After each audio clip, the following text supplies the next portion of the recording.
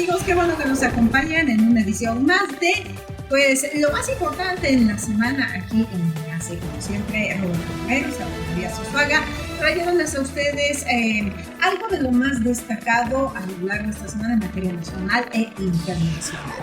Y pues, como siempre, actualizándoles en incluso noticias que hemos venido ya comentando con ustedes. Roberto, ¿cómo estás?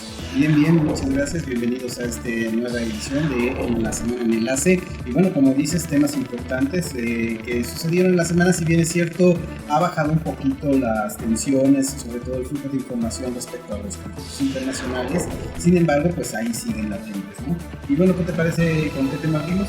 Pues miren, queremos iniciar con un tema de carácter nacional que ya veníamos arrastrando desde la administración anterior del expresidente Enrique Peña Nieto, que ya se venía hablando, especulando, y que propiamente, bueno, pues estalló ya esta semana con la divulgación por parte de la Fiscalía General de la República de que se le están fincando cargos y una demanda de carácter importante a quien fuera la secretaria de Desarrollo Social Federal durante la época de Enrique Peña Nieto, a Rosario Robles Berlanga, ¿verdad? Entonces, pues esta semana ya estalló el escándalo, un escándalo que, como les digo, venía de atrás, en donde se le acusa de ejercer indebidamente el poder. Inmediatamente que se dio a conocer la noticia, pues de Rosario Robles se quejó porque decía que se violó el debido proceso. Nadie le notificó a ella antes de hacerlo público, cosa que eso se supone no debe suceder.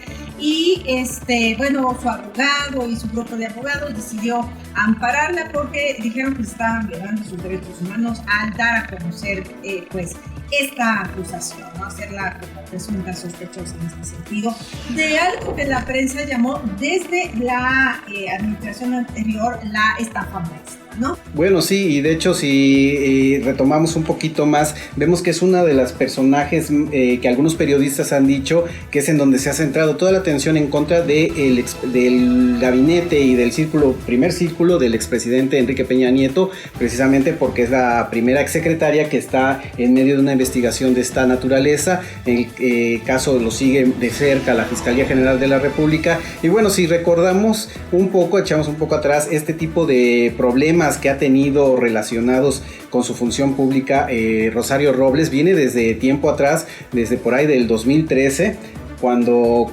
hubo un problema con su entonces pareja, que fue Carlos Ahumada, que de alguna otra manera él intentaba, según Rosario Robles, extorsionar mediante información que, según decía él, tenía, que involucraba malos manejos a Rosario Robles. Y bueno, ahorita sale también a la luz con esta investigación, y de hecho, bueno, pues eso ha venido generando más polémica en lo que va en torno a su caso, ya que pues a esos cargos que se le habían hecho, pues en su momento Rosario Robles dijo que era pues más bien en contra de Carlos Ahumada, ya que ella lo acusó de que la estaba extorsionando y que precisamente tenía pruebas que ella dice son falsos, documentos que eran apócrifos, que según la inculpaban en malos manejos en la función pública. Sí, efectivamente, con el caso de Carlos Ahumada, ella fue quien primero presenta la denuncia, y esa denuncia, porque este hombre se ampara, esa denuncia queda en un momento estancada, pero en esta ocasión, según dicen pues las autoridades pertinentes, ya han recabado pruebas incluso que han podido conseguir desde el extranjero, y es por eso que vuelven a reactivar esta acusación, ¿verdad? Y en este sentido, pues ya Carlos Ahumada está tramita su segundo amparo para tratar de protegerse contra esto. Sin embargo, al parecer sí va a tener que acudir ante la ley, con todo y su amparo, por supuesto, tiene que presentarse ante la ley, y vamos a ver en ese sentido qué pasa. Pero en el caso de Rosario Robles, la situación es seria, aunque se va a presentar en esta próxima semana con sus abogados, con su equipo de abogados en el reclusorio sur, porque así lo solicitó la Fiscalía de la República, para que un juez la instruya de cargo y la vincule a proceso. Sus abogados están muy confiados en que esto no va a suceder, porque al parecer ellos dicen que ella como secretaria de, ya sea de Sedesol o de Sedatu, que también fue secretaria, cuando se asignan los recursos a determinada institución, una vez que se asignan esos recursos, no es responsabilidad de la secretaría saber qué es lo que se hace o a dónde va a parar este dinero. Entonces, eso es lo que dicen los abogados y esa es básicamente la defensa de Rosario Robles, ¿no? Sin embargo, quienes la acusan de lo que llaman la estafa maestra dicen que es más que nada triangulación con otras instituciones, entre las cuales está Pemex, están las secretarías, están universidades, son como 11 instituciones de esto que llaman la estafa maestra, pero según dicen los abogados, no existe ninguna prueba de esto. Así es, bueno, de todas maneras lo que sí es un hecho, o sea, que le puedan probar o no algo a Rosario Robles, es un hecho de que esto va a dar pie precisamente para que alguien responda por esa situación, claro. Porque ya de entrada pues sí se tiene antecedentes de que hay dinero que no se ocupó como debía, entonces pues definitivamente iniciará alguna pesquisa dependiendo de lo que salga a raíz de este llamado que hace precisamente el juez a Rosario Robles, y bueno, pues de ahí seguramente alguien va a tener que pagar los platos rotos. Algunos dicen que Rosario Robles pues es el chivo expiatorio precisamente, lo dice el presidente. Sexenio, exactamente. Entonces hay que ver, porque igual y puede pasar algo similar a lo que está pasando con Lozoya, que a lo mejor en un momento dado que se pongan más difíciles las situaciones, pues van a empezar a salir los nombres, van a empezar a salir responsables y vamos a ver hasta dónde llega esta situación, ¿no? Efectivamente, bueno, mientras tanto, como se supone que no es un delito, es decir, como de carácter criminal, ella puede enfrentar el proceso en libertad, ¿no? Entonces, por ese lado, ella no tiene ese tipo de preocupación de que la vayan a arrestar y la vayan a meter en una cárcel, no, por el tipo de delito que se acusa. Como bien dices, el presidente López Obrador dijo, bueno, para mí ella es un chivo expiatorio. Los de arriba, hubo gente arriba que movió y, por supuesto, tarde o temprano, como dices, van a salir los nombres. Y ya no hay de otra. La investigación está en su curso y es hasta que se termine. Ahora, la unidad de inteligencia financiera señala que se está investigando no solo a Rosario Robles en este sentido, sino como alrededor de 50 empresas. Y pues otros tantos, una red de funcionarios que también participaron en esta situación. Por supuesto, a lo largo de esta investigación irán saliendo los detalles y todos nos iremos enterando qué fue lo que efectivamente sucedió, pues con una gran cantidad de millones o miles de millones que de alguna manera desaparecieron como por arte de magia. Sí, claro, y ojalá pues si alguien lo malversó, lo puso en otras cosas que no debían, pues ojalá y se pueda recuperar parte de ese dinero, porque finalmente pues eso es algo que nos interesa a todos. Pues sí, entonces bueno, vamos a seguir pendientes, vamos a ver qué sucede con la presentación de Rosario Robles en el reclusorio sur, qué es lo que decía el juez. Por supuesto lo comentaremos con ustedes próximamente. Y otro, si te parece, vamos a cambiar de tema. Es un tema importante, es un tema que pega duro porque es un delito, es un flagelo, no solo nacional, sino internacional. En esta semana se conmemoró lo que es el Día Internacional en contra de la trata de personas, ¿verdad? Y desafortunadamente este sigue siendo un flagelo importantísimo en países, sobre todo del tercer mundo. México, por supuesto, es uno de ellos, que sigue haciendo muchísimo daño a hombres, mujeres, niños, niñas, y que a pesar de los esfuerzos que han hecho los países y organizaciones gubernamentales y no gubernamentales, seguimos con este flagelo que genera a lo que es la delincuencia organizada verdaderamente capitales incalculables de dinero, ¿no? Es la nueva explotación del siglo XXI. Así es, bueno, estamos hablando, según los estudios, de que 25 millones alrededor del mundo, 25 millones de personas se encuentran de alguna otra manera en esta situación. Y bueno, y lo peor y lo más alarmante es que se considera que la gran mayoría de estas personas pues son menores de edad, sí, y muchas de ellas mujeres. Entonces es una situación que definitivamente, como bien lo has dicho, es la nueva forma de esclavitud del siglo XXI, la forma en cómo se abusa de los derechos derechos, o sea, se les viola todos los derechos posibles a las personas, se les priva de la libertad, se les obliga a hacer trabajos que no son los que les debe de corresponder según sus derechos, por supuesto fuera de la ley, y bueno, y sobre todo, pues muchos de ellos incluso pierden la vida precisamente en este tipo de actividades a las cuales son forzados a trabajar. Y México, dentro de una lista de, fíjense, 167 países, ocupamos el 114. Es decir, es un número importante porque México destaca con alrededor de 300,000 víctimas de trata de personas. Es muchísima gente que está siendo víctima de este flagelo en nuestro país. Y bueno, como bien dices, México también, sí no es algo muy grave, pero México no escapa de la realidad que hay en todo el mundo, sobre todo en países donde la migración es algo de todos los días, como el caso de México. ¿Por qué? Porque muchas personas aprovechan esta situación, claro, de personas extranjeras que introducen a otros países para llegar a terceros países. Y bueno, es ahí donde muchas personas de la delincuencia organizada aprovechan y pues precisamente agarran a estas, sobre todo si ven que son mujeres, que son de cierto rango de edad, o niños, o personas que de alguna otra manera son de fácil manera introducirlos hacia la delincuencia organizada o explotación incluso sexual. Entonces, por eso son preocupantes estas cifras, porque quiere decir que todavía en el mundo, pues a las autoridades, a los gobiernos, se les ha ido mucho este tipo de situación. Incluso en algunos lugares, precisamente las autoridades gubernamentales incluso están inmiscuidas en este tipo de delitos, sobre todo en países donde hay guerra. Muchas veces los soldados, la gente que está de un bando o con otras, utilizan a las personas de los otros bandos precisamente para forzarlos a ciertos trabajos y hacerlos incluso vivir en condiciones de esclavitud.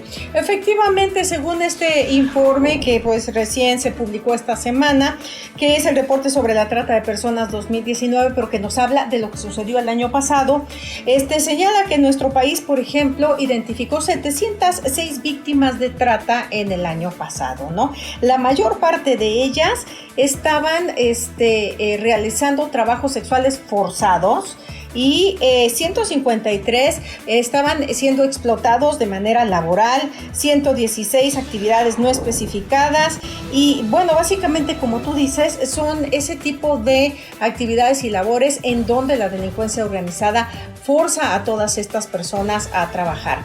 Si bien en México todavía nos queda mucho por avanzar en este sentido, sí se le reconoce a México que de alguna manera ha podido arrestar a jefes y bandas de este tipo de delito, más que en años pasados, pero todavía han fallado un poco en proveer a albergues o lugares en donde se puedan proteger a las víctimas.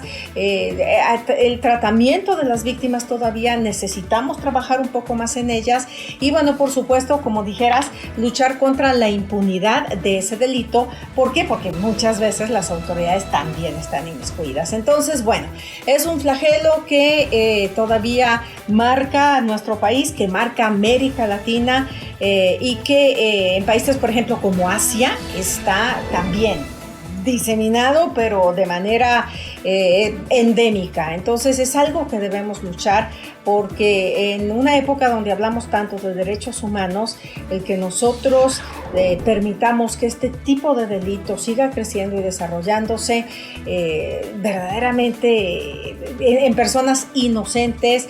Por ejemplo, en Libia, no sé si ustedes saben que en Libia existen mercados de esclavos en pleno siglo XXI, jóvenes que han sido secuestrados de sus comunidades, de sus aldeas, etcétera, y se los llevan y los venden literalmente como esclavos, como veíamos en las películas.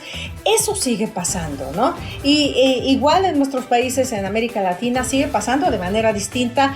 Es importante que evolucionemos y que solucionemos esa situación, que disminuya por lo menos, ¿no? Sí, claro, y sobre todo porque estos son datos que de alguna otra manera se dan, pero que no revelan el total del problema, porque no, claro, la verdad es de que son 25 millones de personas alrededor del mundo. Sin embargo, son los casos que se saben y que se les ha dado en cierta forma seguimiento. Sin embargo, desafortunadamente, la mayoría de las personas que están bajo este tipo de situaciones, pues muchas veces no se conoce su situación y muchas veces se desconoce hasta su paradero, dónde están, qué se dedican, de dónde vinieron y pues por supuesto su destino final, pues muchas veces son personas que desaparecen y nadie sabe más de ellos. Y eso es un gran problema de lo que está pasando precisamente en pleno siglo XXI. Y continuando precisamente con cosas que pasan en el siglo XXI, también en esta semana salió el informe del Global Witness, que es una institución que se dedica a ver la cantidad de activistas en el mundo que han sido asesinados por la defensa de la tierra, por la defensa del medio ambiente, del cambio climático, etcétera, etcétera, ¿no? Y bueno, pues resulta que en el año 2018 164 activistas murieron, fueron asesinados, la mayor parte en Filipinas, aunque usted se preguntará como por qué, pero también la segunda cifra más alta es en América Latina. En América Latina, en países donde pues los activistas defienden todo lo que es o están en contra de la deforestación, de los grandes proyectos mineros, de las grandes presas, etcétera. El resultado de este trabajo que realizan estas personas es la muerte y además con ella la impunidad. Así es, bueno, no olvidemos que en Centroamérica se ha dado mucho esos casos, incluso en México, y sobre todo porque estas personas, los activistas, finalmente a veces nosotros lo vemos como una situación solamente, digamos, ambiental lo que hacen. Sin embargo, al hacer este tipo de protestas en contra de, como dices, grandes empresas, pues afectan obviamente grandes economías, mucho dinero de por medio, que precisamente es por eso que los hacen vulnerables a que sean víctimas de atentados contra su persona, incluso la muerte, como ahorita vemos, 164 personas en el mundo que han sido activistas y que desafortunadamente han encontrado la muerte por defender, como dices, cuestiones de medio ambiente, de derechos humanos, una gama de actividades que pareciera que no son tan peligrosas, sin embargo, como afectan intereses muy grandes económicos, pues definitivamente sabemos que pues muchas empresas, grandes empresas, pueden recurrir al asesinato precisamente para no ver afectados sus intereses, sobre todo en la minería, en la tala de bosques, decías de Filipinas, pues es por la industria de la palma, de muchas cosas que hay en estos, por eso los vemos que las cifras son más altas en países donde sus recursos naturales son abundantes, como precisamente por eso. Exacto. Precisamente por eso, porque las grandes empresas de lugares como Norteamérica, como en Europa, pues son empresas que buscan este tipo de lugares en donde hay abundantes recursos naturales de materias primas y pues tratan de sacar mayor provecho, y pues precisamente eso genera la inconformidad de muchas organizaciones y muchos activistas que protestan precisamente por esta situación, estas actividades, y pues terminan perdiendo la vida, desafortunadamente. Bien, y efectivamente en lo que es América Latina podemos ver, por ejemplo, países como Colombia, Brasil, Guatemala, México, Honduras, que ya son varios los activistas que han sido asesinados en todos estos países, como bien dices, relacionados con principalmente la minería, con la extracción de maderas finas, por ejemplo la caoba en Brasil es una tragedia, también todo lo que tiene que ver con cuestiones de agroindustriales, presas, desvío de aguas y demás, son básicamente las causas por las cuales se asesina a estas personas, porque en estos países de América Latina hay muchos activistas que defienden los derechos de la tierra. Estamos hablando también de comunidades indígenas que defienden los derechos de su tierra, derechos de tener su agua potable, etcétera, y donde entran las mineras que contaminan todo, bueno, por supuesto es un desastre para todas esas comunidades indígenas. Dentro de este campo, como existen muchos activistas, pues entonces matan muchos activistas, ¿verdad? Desafortunadamente. Aquí lo malo es que, según el informe, al parecer en el 2019, para cuando termine, vamos a tener todavía más activistas muertos que el año pasado. Y entonces debemos preguntarnos aquí en verdad, ¿qué es lo más importante? Como bien dices, las compañías, las grandes empresas que mueven fortunas, amasan fortunas, barriendo con los recursos naturales de los países del tercer mundo, no se preocupan en lo más mínimo ni lo que generan ni del cambio climático al cual están contribuyendo de manera acelerada. Por más que queramos hacer las personas que nos interesamos en esto y los activistas mismos, contamos muchas veces con autoridades corruptas que están de alguna manera coaligadas con estas empresas, que reciben dinero por parte, sobornos por parte de estas empresas, y que aunque los activistas vayan y hagan las denuncias pertinentes, ni siquiera les hacen caso.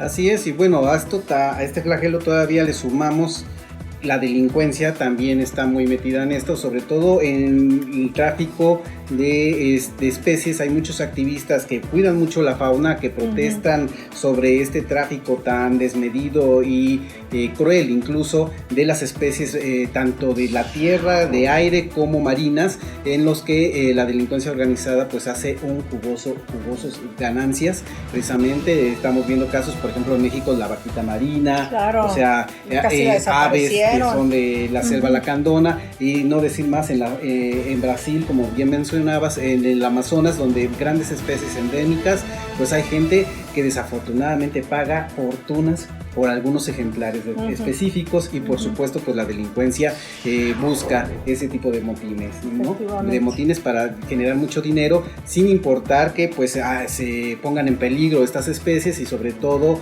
pues si hay algún activista que busca bloquear eso, pues no se tientan el corazón. Por supuesto, si las autoridades luego a veces llegan a corromperse, pues mucho más la delincuencia pues no se va a tocar el corazón para eliminar cualquier obstáculo y seguir con ese tipo de negocios. Muy rápidamente, para que ustedes se den una idea, en este año 2018, en este informe, se señala que 30 activistas fueron asesinados en Filipinas, en Colombia 24, en la India 23, Guatemala 16, que de hecho Guatemala va al alza en este tipo de situaciones, México 14 activistas, República Democrática del Congo 8, Irán 6 y Honduras 4.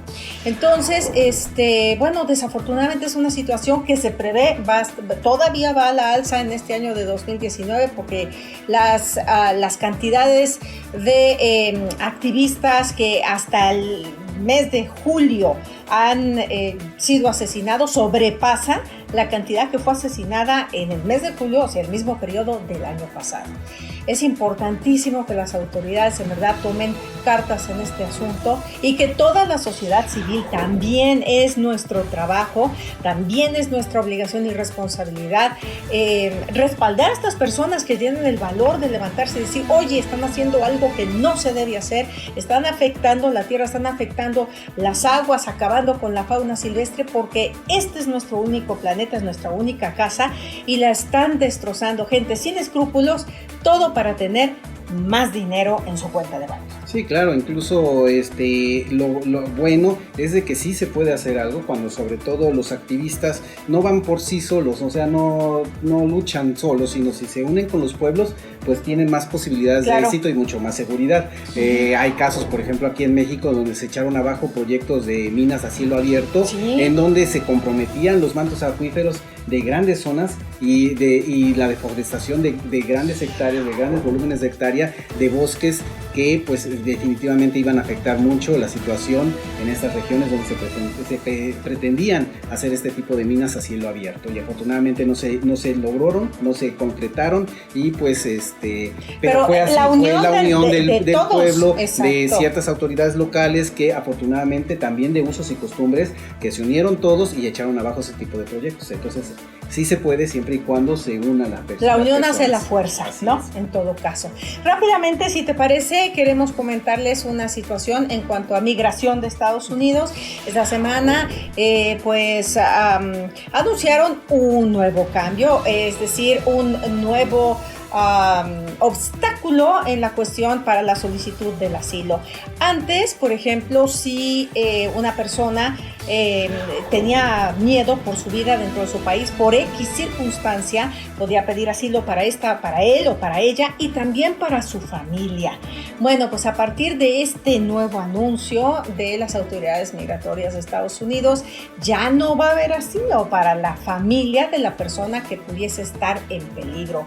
E incluso antes también se les concedía la posibilidad a personas que fuesen víctimas de violencia doméstica, si recordarás. Bueno, pues ahora resulta que eso también lo van a restringir. O sea, cada vez están haciendo más y más estrecha la posibilidad de la otorgación de asilo a aquellas personas que lo están solicitando.